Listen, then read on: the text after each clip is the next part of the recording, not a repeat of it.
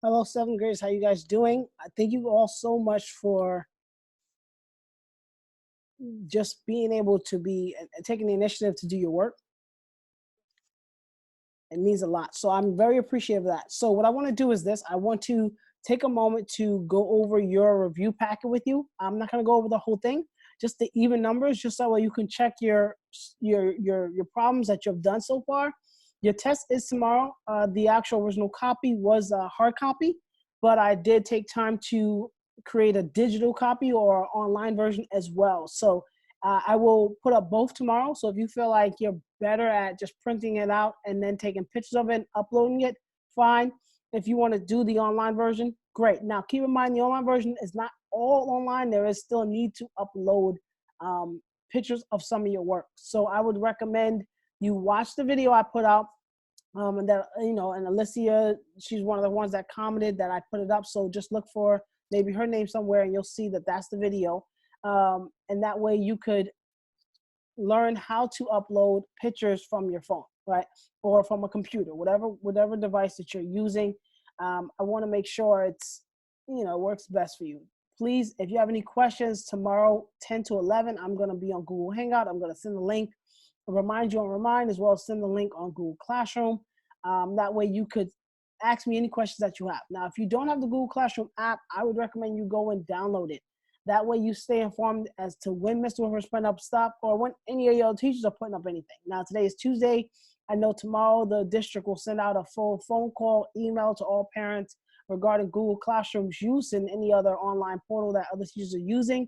But please make it your business to try to be on top of this. I'm not sure how long we're going to be in this state, but if we are, let's make the most out of it. I know that this is a good time to become more tech savvy. And I'm willing to help you. And I think this is a great opportunity for that. So let's get straight to work. I'm going to share my screen with you regarding your worksheet. Once again, I'm only doing the even numbers. If there's something specific that I don't cover that's not an even number that you want me to talk on, please reach out to me and I will do my best. So number 2 says solve, right? 40 is less than or equal to negative 3x plus 10. Now you need to remember this sign here is a less than or equal to symbol. The sign in number 1 is a greater than or equal to symbol. The sign in number 2 is a less than or equal to symbol. You need to know those by reading them. You would also need to know that these two have keywords that go along with them when we talk about translating. At least and at most, right? Those are 2 keywords that we want to recognize. If you want to write these down, feel free. I want you to know that this greater than or equal to sign is the word at least, whereas this less than or equal to sign here is at most. All right, but that's not what number 2 is asking me to do. Number 2 is simply asking me to solve it. Now, the way we solve this inequality is a 2-step inequality. We solve it the same way we would solve a 2-step equation. As I told you guys in class, the first thing I would recommend you do is always draw yourself a wall, right? The wall is indicating just to separate 2 sides of the inequality symbol. That's really the purpose of the wall, just to allow you to recognize, okay, I have 2 sides that need to stay the same. Now, the first thing I want to do is this. I want to move that 10. I know a lot of you guys are seeing that there's a negative 3 in front of the x. Our goal is to get x by itself. We have a negative 3 next to x, and we also have this plus 10, right? The negative 3 is being multiplied by x. So we're going to take care of multiplication and division last, and we're going to take care of addition and subtraction first. So if I see a plus 10, I'm taking care of that. But Mr. Workford, that's a minus 3. It's next to x directly. So since it's next to x directly, that's multiplication. And really, it's not a minus 3 as it is a negative 3. So that's a negative 3 multiplied by x, and then we have a plus 10. We're going to take care of the plus 10 first, and then we're going to deal with that negative 3 in front of the x. Now, the way we get rid of a plus 10 is by doing the inverse, which we talked about in class as opposites. These are opposites. The inverse is opposite. And what is the opposite of addition? The opposite of addition is subtraction. So we're going to subtract 10 to both sides, okay? We're going to subtract 10 to both sides. It's going to look something like this, right? This is what the minus 10 looks like to both sides. Okay. Let me start with the left. What is 40 minus 10? That gives us 30. Okay. That gives us 30, right? That gives us 30. And then we have a negative 3x plus 10 minus 10. Now they're right. I put it purposely underneath the plus 10 because I know plus 10 and minus 10 is going to give me 0. And if they give me 0, another way I can indicate that is by drawing a line through them, indicating that they canceled each other out. And then I'm going to draw this minus 3x right here. I'm going to draw the minus 3x down here. Okay, and that still has a less than or equal to symbol, and that's important for us to remember. It still has a less than or equal to symbol that I want to make sure we all recognize. Okay, let me just write this 3x here again. Kind of glitched a little bit, and I'm going to draw the symbol, which is less than, good, or equal to. Okay, now I already told you that the negative 3 is next to the x. That's the indication of multiplication, right? And the only way we can get rid of multiplication is by doing the opposite, inverse, which in this case is division. So we're going to need to divide both sides by negative 3 in order to get x by itself. Now, why are we dividing? I'm going to say it again, is because this is multiplication. This 3 is directly next to x, and there's a number of ways that we do multiplication. It could be a parentheses. It could be a number next to a letter. It could be a little dot in the middle. And of course, you guys know that little x, but we stop using x because we're dealing with algebraic stuff now, which there's unknown variables such as the letter x. So I know this is multiplication. I'm going to divide both sides by negative 3. That side gets divided by negative 3, and this side gets divided by negative 3. Now, if you remember what we talked about in class, is something special that happens when you divide by a negative. There's something special that happens, and it's important that you make sure you paid attention that we're dividing by a negative. We're dividing, or if you multiply by a negative, the sign is going to switch. But in this case, we're dividing by a negative, so I need you to remember that that means that our sign is no longer less than or equal to. Instead, it is greater than or equal to. That's the sign that we now have because we divided by a negative. And actually, I want to move that down just a little bit. So give me 1 second. I'm just going to move it down because I wanted to make sure it shows in the right spot. So it is a less than or equal to, it's a greater than or equal to symbol now. Right, I'm going to put it right down here. And I want to talk about what is 30 divided by negative 3. 30 divided by negative 3 gives us negative 10.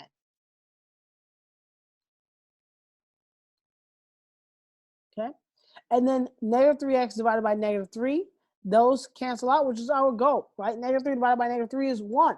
Really, 1x. That's what we get, 1x. Or I can just write x. So what I end up getting is negative 10 is greater than or equal to x, okay? If you leave your answer like this, that is perfectly fine, right?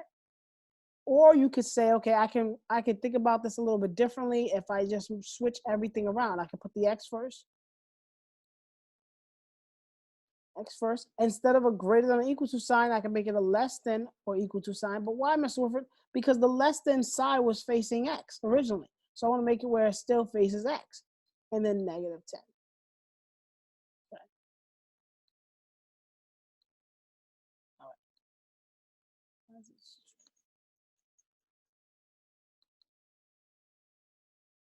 All right. So that is our answer for number 2, right? X is less than or equal to negative 10. Or if you left it like this, that's perfectly fine as well. I won't be upset at you. Okay. Number 4. Okay. Charles is saving $5 per week. He earns an extra $15 from mowing his neighbor's yard.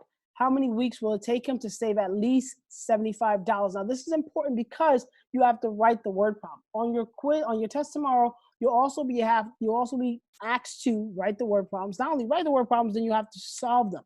Now, in this case, it's also asking you to solve them. Now, how do I know it's asking me to solve? It says how many weeks. So they want to know, really, how many weeks will it take him? So first, let's write it. He's making $5 per week. $5 he's saving every single week. So I know that's 5, right? That's 5W.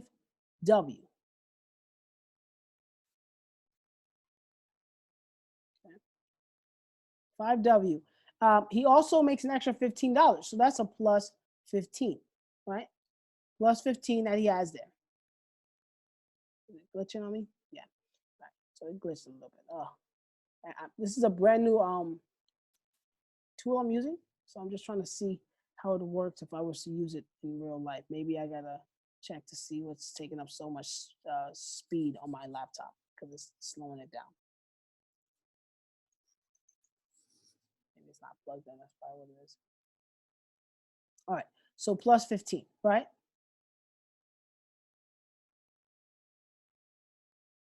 Cool. All right. And that's at least. Now, at least is not less than or equal to. At least is a greater than or equal to symbol. And now remember, you need to remember that's a greater than or equal to symbol that we are writing here, right? Greater than or equal to. Right? And if you got that, then perfect. Okay. We got a greater than or equal to symbol that we write, and it says 75. So it's a 75. Okay. This is what it looks like when we're just writing it. If you got this far, awesome, great, beautiful. Give me 1 second. Let me make sure I plug in my laptop because it is dying. Give me 1 second.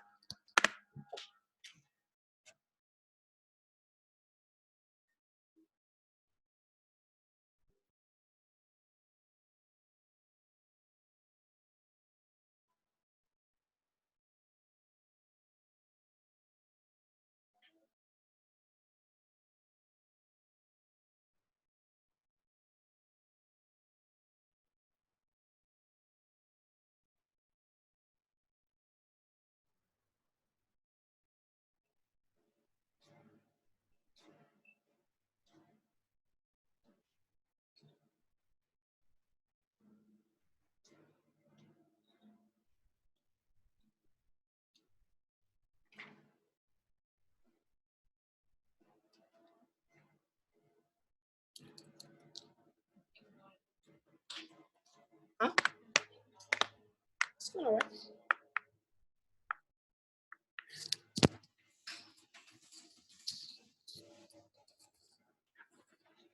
Okay, so I just had to change up the scenery just a little bit because I wanted to charge my laptop.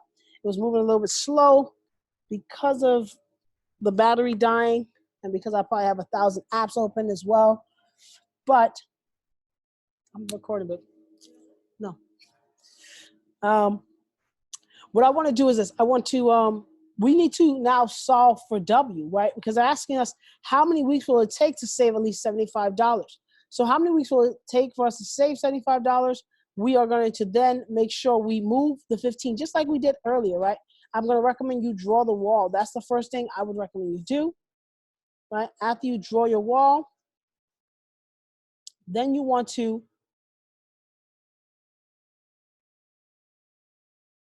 subtract 15 to both sides. Yeah, my speed is a lot quicker now. Must have been charger. Okay. Sorry I'm writing so big, right? Subtract 15 to both sides, right? When I subtract 15 to both sides, I do get this one. It cancels out, right? Plus 15 minus 15, they cancel out. I end up with 5W here. I still have the greater than or equal to sign. 75 minus 15 is 60. Then I divide both sides by 5. Okay. Divide both sides by 5, we get W. Now, do we flip the sign in this situation? No, we do not. We do not flip the sign. The reason why is because we didn't divide by a negative, right? So we end up getting W, right, is greater than or equal to 12. Right? In order for him to make the money he needs to make, he needs to work at least 12 weeks, okay? What does that mean, right? Can he work more than 12? Absolutely. But he needs to work a minimum of 12 in order to make the money he wants to make. So your answer would be this right here, okay?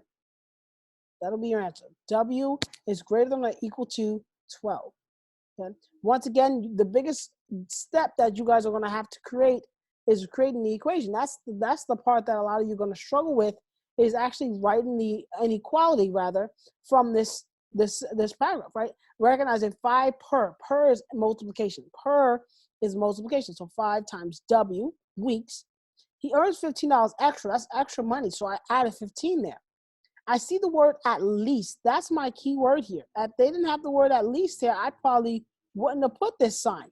But I know that at least represents greater than or equal to.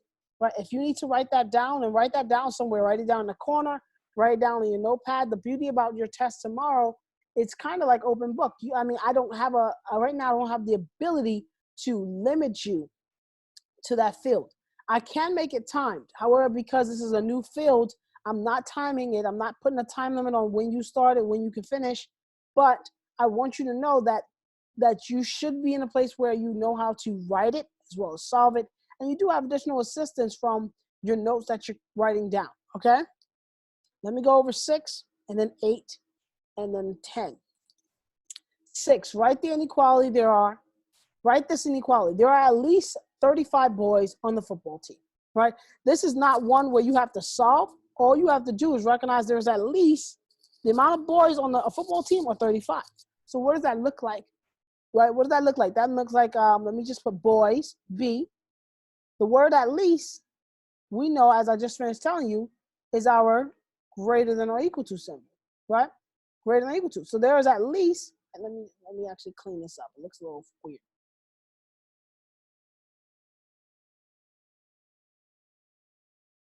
Okay, there's at least 35. So that tells me right away, I know exactly what number I'm going to put here. For the boys on the team, there's at least 35 of them, right?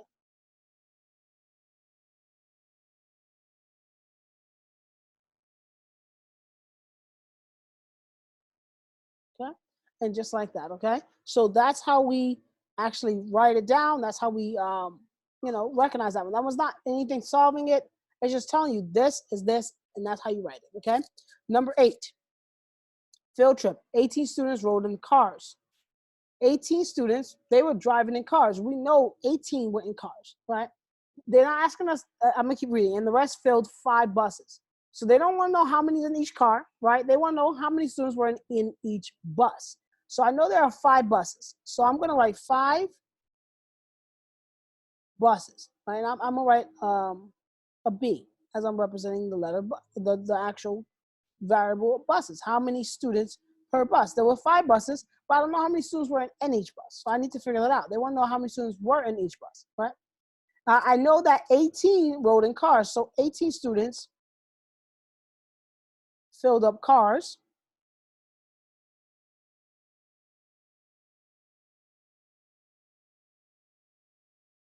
And they tell me here, right, every sentence I'm telling you is important. So if you wanted to underline, I would underline 18 students rode in cars.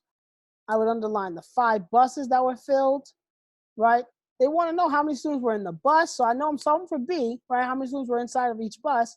And they say no more than 250 students went on the field trip. So no more than is an indication that it can't go over. It can't go over 250. So if I put a greater than symbol here, that would indicate that it could go over 250. But I need to make sure I indicate it will not go over 250, which is a less than or equal to sign, right? No more than is another way of saying at most, right? So this is another way of saying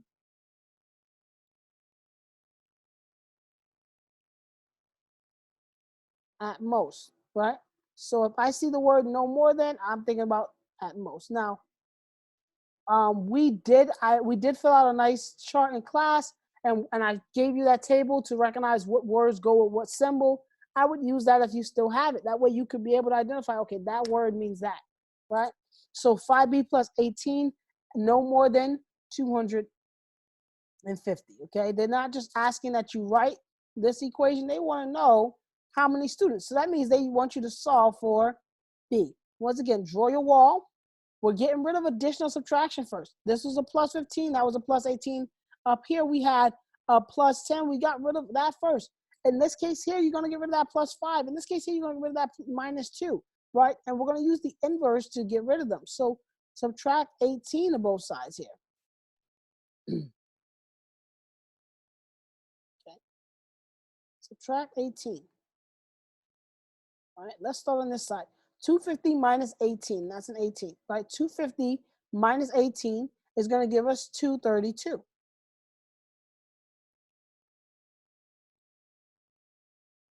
Okay, and that's still this less than or equal to symbol. These 8, positive 18 and negative 18, they cancel, and I end up with 5B. Right? Now, this is a funny number, and the reason why I say it's funny is because it won't be a solid number that you're getting. You're not going to get a solid number here. You're going to get a little bit, you're going to get something different than that, right? You're going to get something that may not be not a whole number. It's going to be a fraction, or it's going to be a decimal. In most cases, you're going to get a decimal when you divide this, right? But you still should be able to divide them well. So when I look at this, I see when I divide both sides by 5, right, and I just started doing the math in my head, so give me 1 second, right? Divide both sides by 5.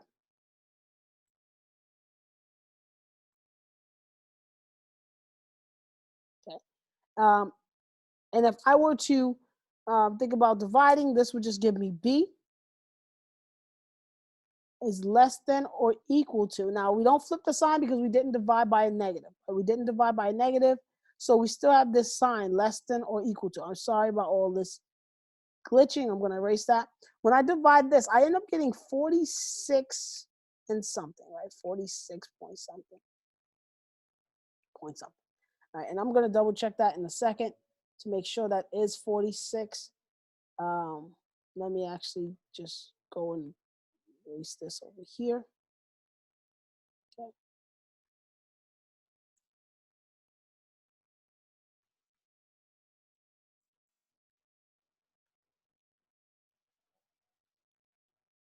Okay. Give me 1 more second. I just want to make sure it is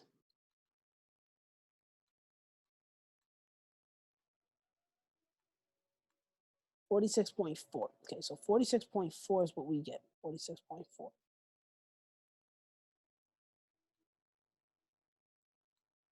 Okay, so we end up getting 46.4. Now,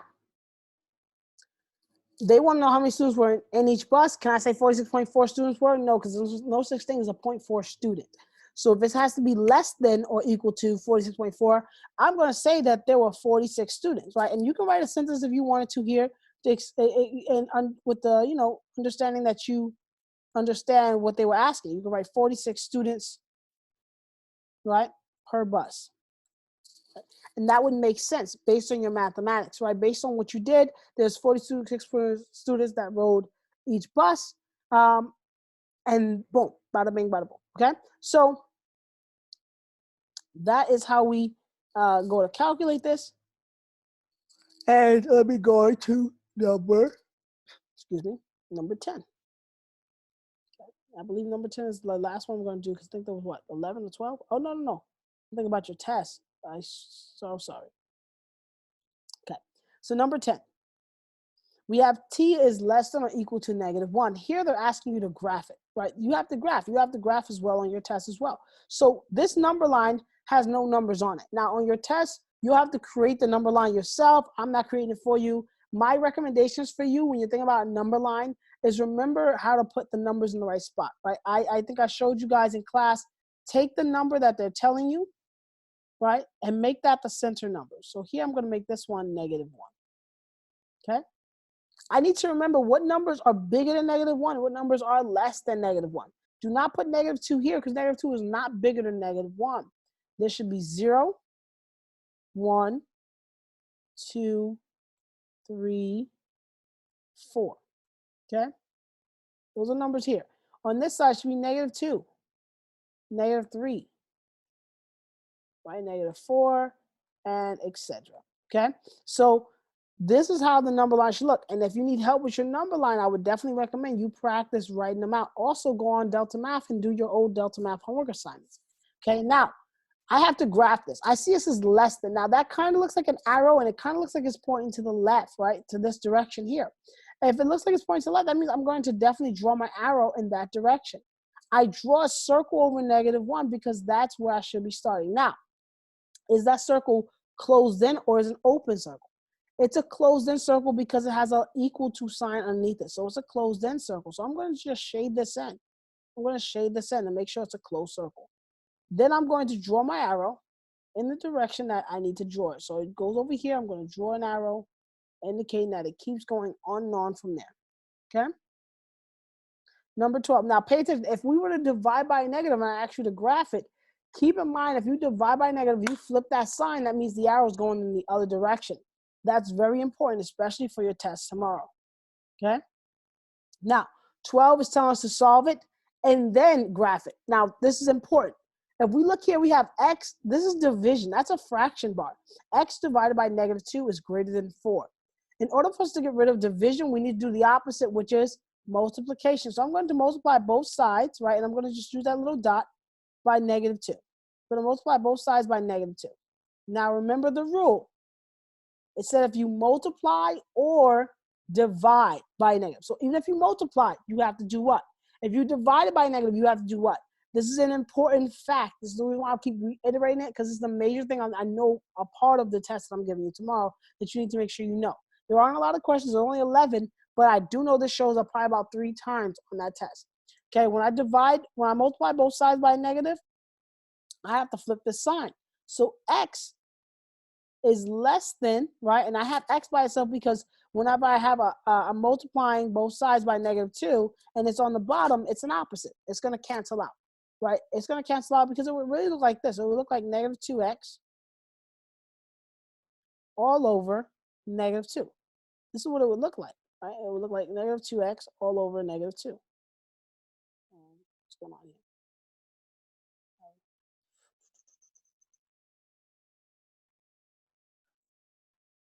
Okay.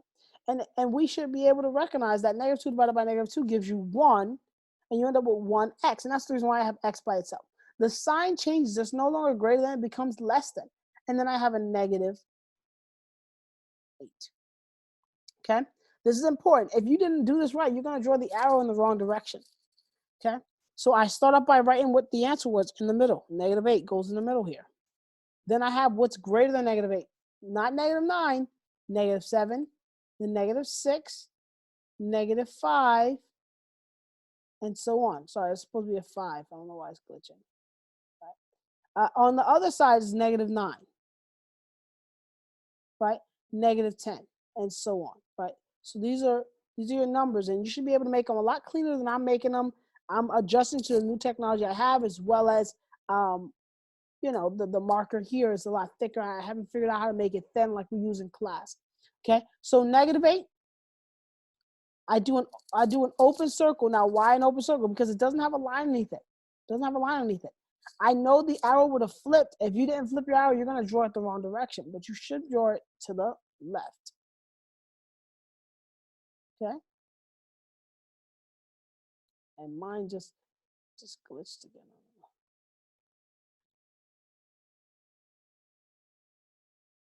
Cool. All right, and it goes to the left, and your arrow goes there as well. All right, so that's how we graph it. That's remembering if we multiply or divide by negative, we do need to flip that sign.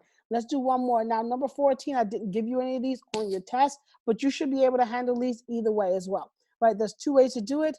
You could divide both sides by 2 first and then -3, or you could distribute and then -3 and then divide by 2. Either way, it's available for you to do, right? I am going to distribute, then subtract the 3, and then divide by the 2, right? So let's do that. If I distribute here,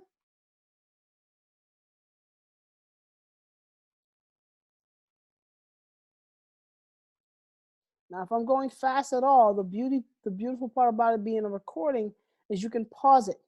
You can go back, you can freeze it, you can look back at it. And I recommend you do that because I do speak fast and I apologize, right? So I want to make sure that you are able to pause it, go back and get what you need to get in order to whether it's copy it down or just take some notes and get some understanding of what I'm saying, okay? Draw the symbol the right way. So when you go to, and I wasn't thinking as I was doing this, so that's why I'm erasing. When you go to distribute the 2, right, you get 2 times x. After you get 2 times x, you should have 2 times 3, which is 6. The greater than symbol is still there. And then the -60 is there. Why is the -60 not -120? Because it didn't get multiplied by the 2. The parentheses is indicating the 2 on the outside of the parentheses is telling you what is going to be multiplied by. If there was a parentheses over here, then yeah, we would multiply the 2 as well, but it's not. So we're going to only multiply the x, 2 times x, 2x, and the 3, which is 2 times 3, which is 6. Now we draw a wall. Subtract 6 to both sides. You see how this is a recurring pattern? That if you didn't master solving, you're going to have a hard time. That's why I recommend you go back and you get better at solving 2-step equations, okay? You subtract from a plus 6, that gives you nothing. That just leaves you with 2x down here. The symbol is the greater than symbol. This gives you a negative 66 because they're both negative. Okay, if you end up getting a negative 54 or something like that, you make sure you pay attention to negative 60 minus 6. Okay, divide both sides by 2. That's my beautiful wife that just passed by. Right? I end up getting x.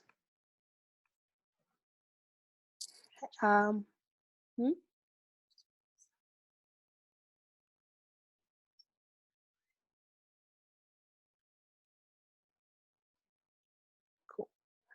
X is greater than negative 33. Now, why is it negative 33? And why didn't I flip the sign? I need to flip the sign because I didn't divide by negative. But you're dividing this negative. Yes, I'm dividing that negative by 2, but I didn't divide by a negative. If I would have divided by negative 2 would have been down here, then yeah, I would have flipped that sign. But I'm not because I'm dividing by a positive. It just happens that the number that I'm dividing at the top is a negative. Okay? So this would begin x is greater than negative 33. Once again, if you have any questions at all, please reach back out to me on Google Hangout tomorrow, 10 to 11. I'll answer your questions. We're going to do our best to take it day by day. If you know somebody who's not in our class, or you know somebody who's in our class but they're not on Google Classroom, and you may not have access to who's in there, but I would just reach out to your friend and say, hey, did you get on Google Classroom? Mr. River is doing stuff on there. You need to make sure you're taking your tests and doing your assignments, okay? That'll be a big help. I know tomorrow they're sending out a notice to everybody, but if you also reach out to your friends, that'll be a help as well. Thank you guys so much. I'll talk to you tomorrow.